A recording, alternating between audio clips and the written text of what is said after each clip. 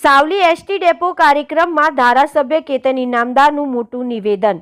જાહેર મંચ પરથી વડોદરા જિલ્લાના સહપ્રભારી મંત્રી કમલેશ પટેલને કહ્યું, સરકાર પાસે મારી માંગવાની સ્ટાઇલ અલગ હતી, પણ ઈરાદો ખોટો ન હતો।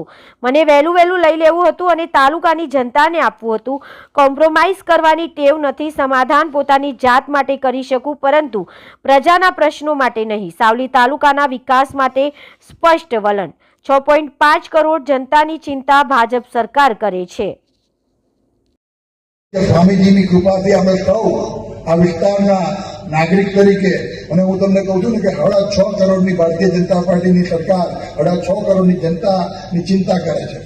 હા, મેં કીધું હમણાં અમારા મંત્રી સાહેબને, સાહેબ થોડીક માગવાની સ્ટાઇલ અલગ હતી, પણ ઈરાદો ખોટો નતો। મને કદાચ વહેલું લઈ લેવું હતું, મને એવું હતું મારા વિસ્તારને વહેલું આપી દઉં અને કોમ્પ્રોમાઇઝ કરવાની કદાચ ટેવ નથી। સમાધાન હું મારી જાત માટે કરી શકું, મારી પ્રજા માટે નહીં કરી શકતો, મારો વીક પોઈન્ટ છે। પણ દિલથી હૃદયથી 13 વર્ષની અંદર આ સાવલી ડેસર અને સાવલી નગરના પ્રત્યેક વ્યક્તિની ચિંતા મારી ભારતીય જનતા પાર્ટીની સરકારે કરી છે। આ પ્રસંગે હૃદયથી એમનો ખૂબ ખૂબ આભાર માનીશ। આપ સૌને આજના આ ડેપોના લોકાર્પણ પ્રસંગે હું અભિનંદન પણ આપું છું અને આભાર પણ